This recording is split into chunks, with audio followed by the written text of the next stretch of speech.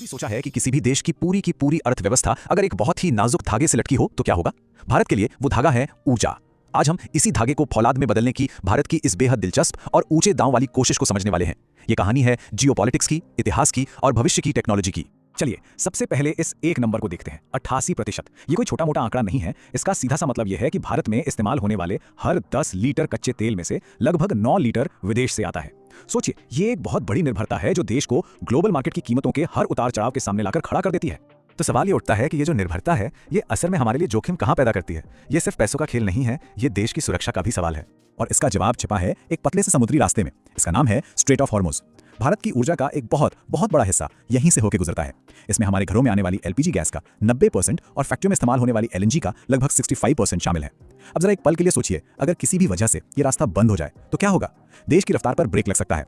तो इसी बाहरी निर्भरता के खतरे को कम करने के लिए भारत दशकों से अपने ही घर में, अपनी ही जमीन के नीचे ऊर्जा की तलाश कर रहा है। तो चलिए अब कहानी के उस हिस्से में चलते हैं जहां ये खोज देश के भीतर हो रही है। अच्छा, भारत में तेल की कहानी शुरू होती है असम के डिगबोई से। इसे भारतीय तेल उद्योग का जन्मस्थान भी कहा जाता है। कमाल की बात यह है कि 1901 में शुरू हुई ये रिफाइनरी आज भी चल रही है और ये दुनिया की सबसे पुरानी ऑपरेटिंग रिफाइनरियों में से एक है। ये भारत की ऊर्जा यात्रा का एक जीता जागता इतिहास है। और फिर आता है भारत की एनर्जी सिक्योरिटी का असली वर्कहॉर्स, मुंबई हाई। 50 साल से ये समंदर के नीचे से देश के लिए ऊर्जा निकाल रहा है। आज भी भारत का 35% तेल और 18% गैस पता है कहां से आता है? यहीं से। ये दशकों से देश को ताकत देने वाली एक तरह से रीढ़ की हड्डी है।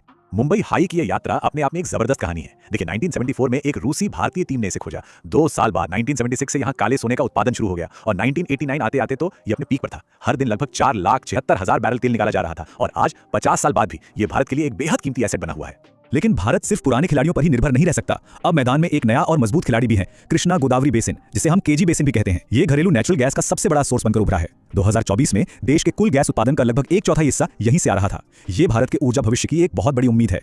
लेकिन देखिए, सिर्फ नए तेल और गैस के कुएं खोज लेना ही काफी नहीं था। इस पूरी खोज को तेज करने के लिए सरकार को खेल के नियम ही बदलने पड़े। तो चलिए अब समझते हैं कि इन पॉलिसीज में वो कौन सा बड़ा बदलाव आया जिसने सब कुछ बदल दिया।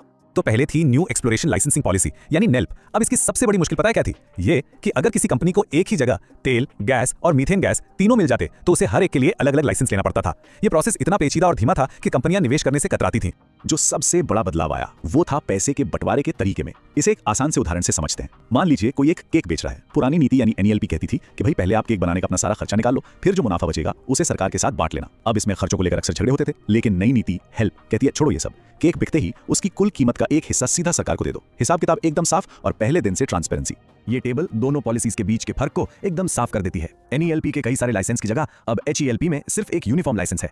मुनाफे के बंटवारे की उस जटिल प्रक्रिया की जगह अब सीधे रेवेन्यू का हिस्सा देना है। और अब सरकार ब्लॉक नहीं चुनती, बल्कि कंपनियां खुद बताती हैं कि वो कहां तेल खोजना चाहती हैं। कुल मिला के सारा जोर इस बात पर है कि निवेश करना आसान और फायदेमंद बनाया जाए। तो इन नई पॉलिसीज और घरेलू खोज के बावजूद भारत की ऊर्जा की तलाश अभी खत्म नहीं हुई है। अब देखते हैं कि आज की असलियत क्या है और हमारे सामने कौन सी बड़ी चुनौतियां खड़ी हैं। जरा इस चार्ट पर एक नजर डालिए। सारी कोशिशों के बाद भी आज भारत अपनी जरूरत की 50% नेचुरल गैस विदेश से मंगाता है। मतलब साफ है, आधा सफर अभी भी बाकी है।